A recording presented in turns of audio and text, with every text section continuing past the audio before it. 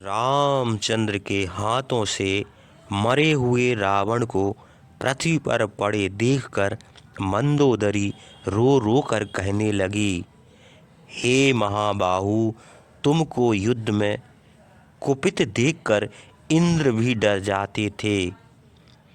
महात्मा, ऋषि, यशवी, गंधर्व और चारण्यगण भी तुम्हारे डर से भाग जाते थे। वहाँ तुम एक साधारण मनुष्य रामचंद्र के हाथ से आज मारे गए। हे राक्षसेश्वर, क्या तुमको लज्जा नहीं आती? तुमने तीनों लोकों को जीत लिया था। अपने पराक्रम से तुमने लक्ष्मी को प्राप्त किया था। ऐसे असहाय तुम वनवासी मनुष्य के हाथ से कैसे मर गए? तुम अपनी इच्छा अनुसार रूप धारण कर सकते थे। जहाँ मनुष्य नहीं जा सकते थे वहाँ तुम विचरते थे। युद्ध में रामचंद्र के हाथ से तुम्हारा वध आश्चर्यजनक हुआ।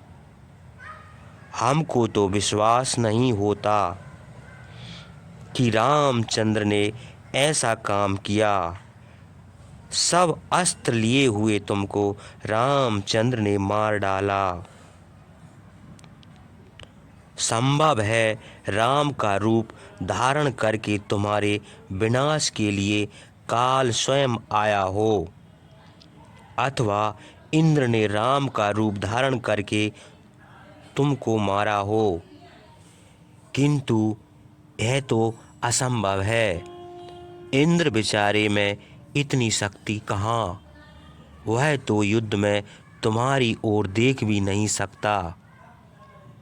और कोई नहीं, महायोगी सनातन परमात्मा ने ही महाबलवान, महावीर्यवान, देवताओं के शत्रु, महातेजस्वी तुमको मारा है। उनका यदि मध्य और अनंत नहीं है, वे ब्रह्मा आदि सब देवताओं में श्रेष्ठ हैं। शंख चक्रधारी, अविद्या से परे और सबका पालन करने वाले हैं। वे नित्य ऐश्वर्यवान, अजय, शाश्वत और सर्वलोकेश्वर हैं। उन्हीं श्रीमान सत्य पराक्रमी भगवान विष्णु ने लोकों के हित के लिए वानरों का रूप धारण किए हुए देवताओं को साथ लेकर देवताओं के शत्रु सब को भयभीत करने वाले तुमको राक्षसों के साथ मार डाला। तुमने पहले अपनी इंद्रियों को जीत लिया था, फिर त्रिभुवन को जीता। जान पड़ता है कि तुम्हारी इंद्रियों ने ही पूर्व के बैर का स्मरण करके तुमको जीत लिया है। जन स्थान में बहुत से राक्षसों के साथ खर को जब रामचंद्र ने अकेले मार डाला था, तभी हमने समझा था कि रामचंद्र मनुष्य नहीं है। जिस लंका में देवता भी प्रवेश नहीं कर सकते, उस लंका में वीर हनुमान निर्भय चले आए। तभी हम लोगों को बड़ा भय हुआ था।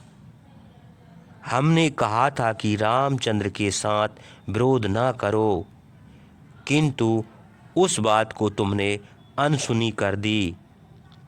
उसी का फल आज सामने आया।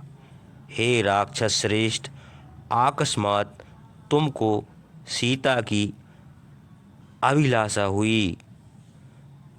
वही तुम्हारे ऐश्वर्य का, तुम्हारे शरीर का और तुम्हारे भाई बंधुओं का विनाश का कारण बनी। हे दुर्मते, अरुंधवती और रोहिणी से भी श्रेष्ठ सीता को जो तुम हर लाए, वह तुमने बड़ा अनुचित किया। पतिव्रता सीता वसुंधरा पृथ्वी को भी धारण कर सकती है। लक्ष्मी की भी लक्ष्मी है। छल करके उस सुंदरी को निर्जन वन से हर लाकर तुमने अपना और अपने कुल का विनाश किया। जिस इच्छा से उसको लाए थे वह तुम्हारी इच्छा भी पूरी नहीं हुई, बल्कि उसी पतिव्रता की तपस्या से तुम भस्म हो गए। जब उसका हरण करने गए थे तभी भस्म हो गए थे, किंतु अग्नि और इंद्र सहित सब देवता तुमसे डरते थे। इसी से अग्नि उस समय तुमको भस्म नहीं कर सकी। पापी को पाप का फल समय आने पर अवश्य मिलता है। अच्छे कर्मों का फल अच्छा और बुरे कर्मों का फल बुरा होता है। विभीषण को उनके शुभ कर्मों के प्रभाव से सुख मिला और तुमको पाप का यह फल मिला। सीता भी बढ़कर सुंदरी तुम्हारे बहुत सी स्त्रियां थीं, किंतु तुम मोह के बस थे, काम के वशीभूत थे। यह बात तुम्हारी समझ में ना आई। कुल में, रूप में अथवा दया में, दाक्षिण्य आदि गुणों में सीता हमसे अधिक नहीं है, हमारी बराबरी भी नहीं है, किंतु मोह के बस तुम उसे समझ ना सके। बिना कारण के किसी की मृत्यु नहीं होती, इसी से तुम्हारी मृत्यु का कारण सीता हुई, किंतु दोष तुम्हारा ही है। सीता के कारण होने वाली मृत्यु को तुम बहुत दूर से बुला लाए। तुम्हारी तो मृत्यु हो गई और सीता अब शोक त्याग कर राम के साथ विहार करेगी। अभागन तो हम हैं जो घोर शोक सागर में डूबी रहीं।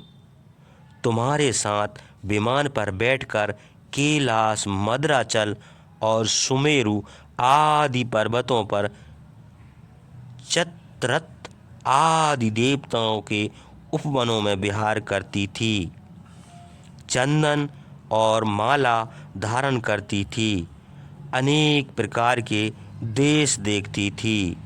हे वीर, तुम्हारी मृत्यु होने से अब हम सब काम भोगों से वंचित रहेंगी, सामान्य स्त्रियों के समान हो गईं।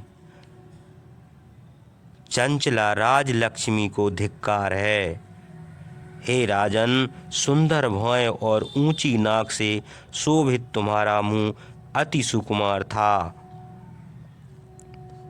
मुंह की कांति तेज और लावण्य चंद्रमा, सूर्य और कमल के समान थी। चमकते हुए किरीट और कुंडल शोभित थे। मद से व्याकुल आंखें चंचल थीं।